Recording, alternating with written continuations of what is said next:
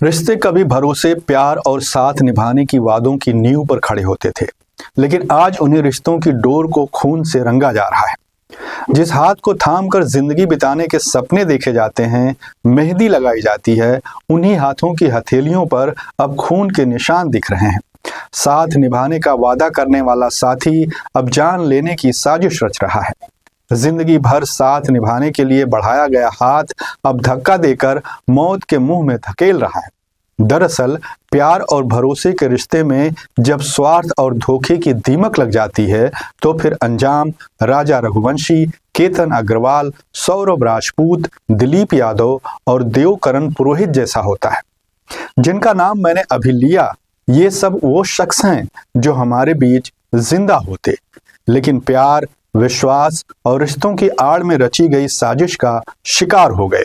इन्हें सिर्फ इसलिए मार दिया गया क्योंकि इनकी पत्नियां या फिर मंगेतर किसी और से प्यार करती थीं और उन्हीं से शादी करना चाहती थीं। नमस्कार, मैं हूं रेहान जी हुसैन और आप देख रहे हैं इन 24 न्यूज की खास पेशकश रिश्तों का कत्ल। जी हां, मुस्कान, सुष्मिता जैसी कई लड़कियों ने रिश्तों का कत्ल कर पूरे देश को झकझोरा है। मुस्कान, सोनम और प्रगति, ये वो नाम भले ही अलग अलग शहरों से जुड़े हों, लेकिन इनकी कहानियां एक ही स्याह सच को बयां करती है, और वो है लालच, धोखा और खून से सनी साजिशें। ये सबसे हैरान करने वाली बात यह है कि यह सिर्फ कुछ कहानियां ही नहीं हैं। यदि आप इंटरनेट पर ढूंढोगे तो आपको हर शहर में ऐसी कहानियां मिल जाएंगी, जहां लड़कियों ने अपने माता पिता को ना कहने से बेहतर उन लड़कों को जान से मारना बेहतर लगा जिनका कोई कसूर था नहीं। इन लड़कों को ये तक नहीं पता था कि जिन लड़कियों से इनकी शादी हो रही है या हो चुकी है, वो किसी और को पसंद करती हैं। कहते हैं कि दुनिया में हर रिश्ता किसी न किसी उम्मीद या भरोसे की बुनियाद पर टिकता है, लेकिन जब वही बुनियाद मौत का कुआं बन जाए तो समाज के रोंगटे खड़े होना लाजमी है। वहीं पुणे में हुई हालिया सनसनीखेज वारदात ने एक बार फिर देश को हिलाकर रख दिया है, जहां 20 साल की सिया गोयल ने अपने 26 साल के मंगेतर केतन अग्रवाल को बेहद शातिर तरीके से मौत के घाट उतार दिया।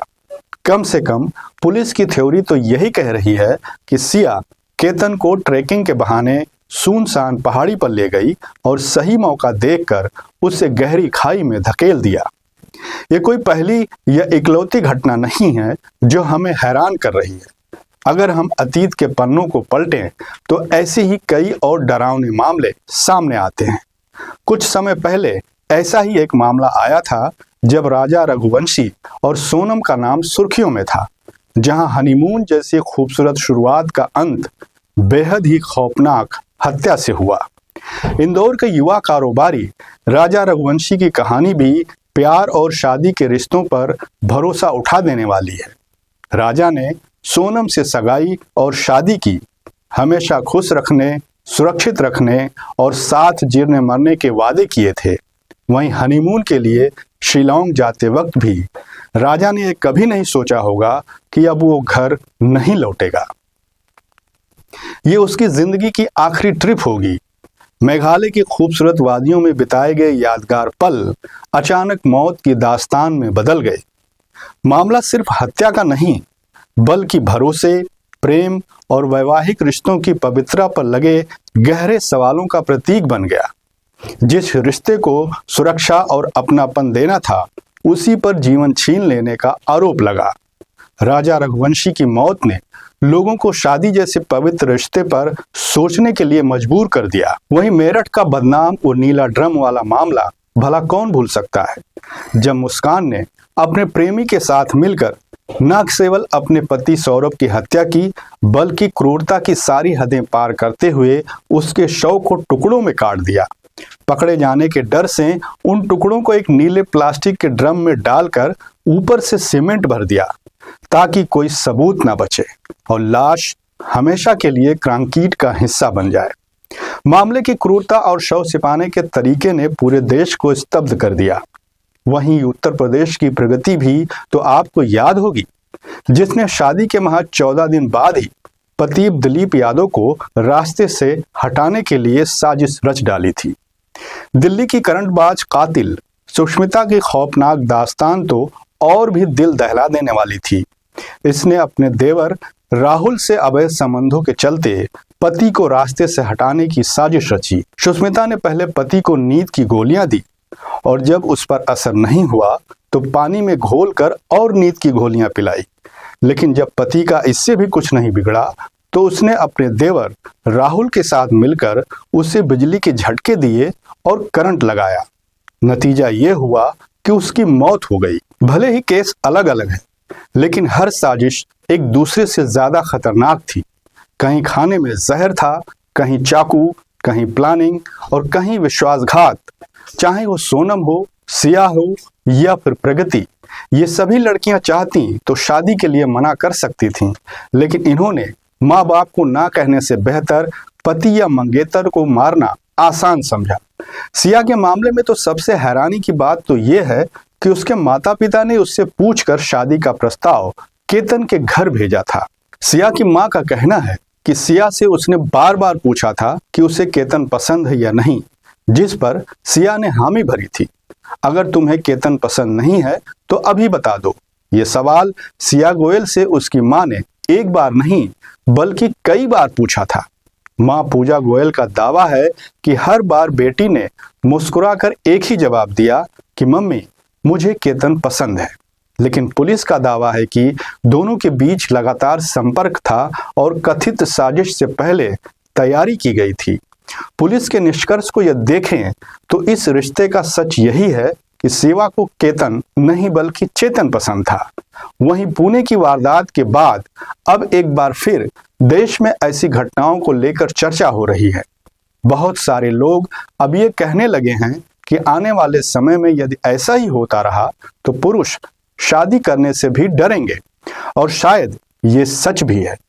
इसका एक और डरावना पहलू यह भी है कि सबसे अधिक जेनजी के रिश्ते लहूलुहान हुए हैं, क्योंकि यदि इन घटनाओं को देखें तो इनकी उम्र बेहद ही कम है। यदि हम बात पुणे की करें तो इसमें सिया की उम्र 20 साल, जबकि मृतक केतन की उम्र 26 और सिया के कथित प्रेमी चेतन चौधरी की उम्र महज 22 साल है।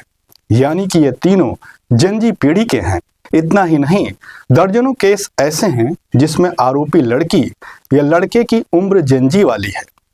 सोनम रघुवंशी का केस देखेंगे तो आरोपियों में सोनम की उम्र महज 25 साल की है, जबकि उसके प्रेमी राज कुशवाहा की उम्र 20 साल। वहीं कातिल पत्नियों में शामिल प्रगति की उम्र 22 साल और प्रियंका की 25 साल। दरअसल यहाँ हम आपको ये बताने की कोशिश कर रहे हैं कि नई पीढ़ी की लड़कियों को अपने रिश्तों का कत्ल करने से बिल्कुल डर नहीं लगता। ऐसे मामले तेजी से बढ़ रहे हैं और इसका एक कारण ये भी है कि ये जेनजी वाली पहली पीढ़ी है जिसे बचपन से ही स्मार्टफोन, सोशल मीडिया और ऑनलाइन रिश्तों के बीच जीवन बिताया है, जिसका नतीजा ये हुआ है कि इस युवा पीढ़ी की भावनाएं तेजी से बनती और बिगड़ती हैं। उनके रिश्ते अस्थिर होते हैं। ऐसा कहा जाता है कि जेनजी रिश्तों में ऑनलाइन रिश्तों की मान्यता हद से ज्यादा दिखती है। यानी कि ये स्मार्टफोन वाली वो पीढ़ी है जो ये सोचने लगी है कि रिश्तों से बाहर निकलने का एक ही तरीका है। ये बात हम यूं ही नहीं कह रहे हैं, दरअसल आंकड़े भी इसकी गवाही दे रहे हैं। एनसीआरबी के आंकड़ों पर नजर डालें तो साल 2020 से 2024 के बीच देश के 5 प्रमुख राज्यों में 785 पतियों की हत्या में उनकी पत्नी मुख्य आरोपी रही है। यानी औसतन हर 2 दिन में एक पति की हत्या में पत्नी शामिल है। इतना ही नहीं, मध्य प्रदेश में तो पिछले 5 साल में 87 पत्नियों ने अपने पति की हत्या शादी के बाद की है। और सबसे हैरानी की बात यह है कि इसमें सबसे अधिक युवा पीढ़ी की महिला है। भारत एक ऐसा देश है जहां रिश्तों को इंसान की सबसे बड़ी जमा पूंजी माना गया है। कहा जाता है यदि रिश्ते निभाने के लिए झुकना पड़े तो झुक जाना चाहिए।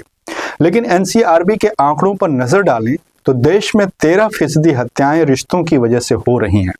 2024 के आंकड़े बताते हैं कि अवैध संबंध के चलते 1411, जबकि प्रेम संबंध के चलते 1391 हत्याएं हुई हैं।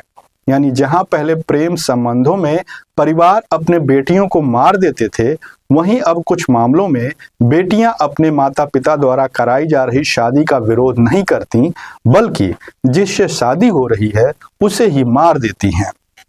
ऐसा नहीं है कि प्यार में सिर्फ मंगेतर या बॉयफ्रेंड की ही जान जा रही है। कई मामलों में बात माता पिता और भाई बहन तक भी आ जाती है। 23 जून को ही खबर आई कि बेंगलुरु में एक लड़की ने बॉयफ्रेंड के साथ मिलकर अपने माता पिता और छोटी बहन की हत्या कर दी थी। 2 साल पहले सामने आया जबलपुर का खौफनाक केस तो आप सभी को याद होगा, जब जबलपुर रेल कर्मी राजकुमार विश्वकर्मा और उनके 8 साल के बेटे तनिष्क की हत्या उनकी बेटी ने ही करवाई थी, वो भी अपनी आंखों के सामने। आंकड़े ये बताते हैं कि प्यार मोहब्बत हत्या की सबसे बड़ी वजहों में से एक है। नेशनल क्राइम रिकॉर्ड ब्यूरो के मुताबिक देश भर में हत्या की तीसरी सबसे बड़ी वजह प्यार मोहब्बत और अवैध संबंध होते हैं। इन आंकड़ों से इतर बात करें तो युवा पीढ़ी की लड़कियां अपने माता पिता को शादी के लिए शायद इसलिए इनकार नहीं कर पाती क्योंकि उन्हें अपने परिवार की इज्जत का डर होता है। उन्हें ये समझ में नहीं आता कि समाज के डर से बाहर कैसे निकलें। उन्हें लगता है कि यदि उन्होंने शादी से इनकार किया तो लोग उनके माता पिता पर सवाल उठाएंगे, जिससे उनके परिवार की प्रतिष्ठा खराब होगी। ऐसा नहीं है कि यह कोई पहली बार हो रहा है, ऐसा बहुत पहले से होता आ रहा है, लेकिन शायद मौजूदा पीढ़ी को समाज के डर को झेलना मुश्किल साबित हो रहा है। यहाँ दूसरी बात यह है कि आज की युवा पीढ़ी को यह लगता है कि यदि उन्होंने परिवार के खिलाफ जाकर या भागकर शादी की तो उनका परिवार उन्हें छोड़ देगा, लेकिन वो ऐसा नहीं चाहते। ऐसा पहले भी होता था। पहले के दौर में माता पिता और बच्चों के बीच रिश्ता अलग होता था, लेकिन आज की पीढ़ी पारिवारिक रिश्तों के साथ साथ स्मार्टफोन और सोशल मीडिया के साथ पली बढ़ी है। वहीं शादी के लिए मर्जी न होने पर लड़कियों के इनकार न करने का एक कारण यह भी है कि यदि उन्होंने ऐसा किया तो परिवार उनके खिलाफ हो जाएगा या उन्हें घर पर रहने को कह दिया जाएगा, जिससे उनका करियर खराब हो सकता है। एक सर्वे यह भी बताता है कि देश में होने वाली 35% शादियां लड़की के परिजन तय करते हैं। वहीं 37% शादियां ऐसी होती हैं जिसमें लड़कियों से सहमति तो ली गई है, लेकिन वे तब भी जब माँ बाप शादी के लिए लड़की चुन लेते हैं। यानी 70% से ज्यादा शादियों में बड़ा फैसला माता पिता का ही माना जाता है, जिससे लड़कियों के सामने 2 ही विकल्प रह जाते हैं, या तो वो विद्रोह करे या फिर उस रिश्ते से बाहर निकलने के लिए कोई और रास्ता चुने। एक आंकड़े के मुताबिक भारत में 93% शादियां अरेंज मैरिज से होती हैं, 2% शादियां लव मैरिज से होती हैं।